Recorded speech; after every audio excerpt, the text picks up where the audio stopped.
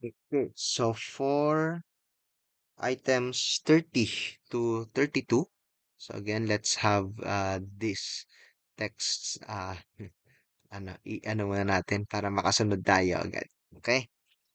So for the first situation, resident citizen siya and then he avails of optional standard deduction.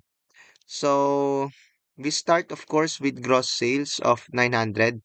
Kaya lang if you are an individual, you are not allowed to deduct cost of sales for the sake of computation of the optional standard deduction. So the basis of the OSD ay itong 900,000. So 40% of 900,000 is 360.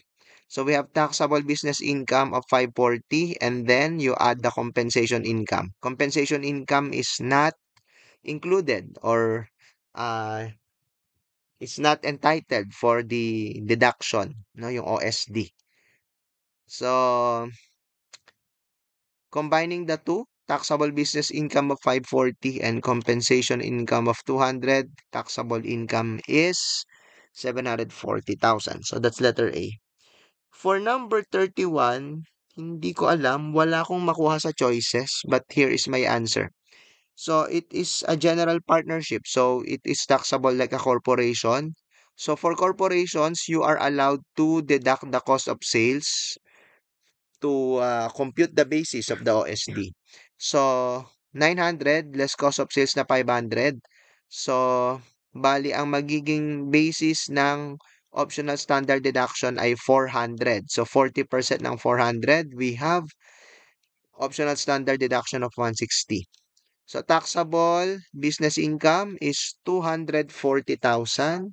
Ang tinatanong sa number 31 ay distributable income. So we have to deduct first yung income tax nito, which is I use 20% kasi hindi ko alam kung may typo dito.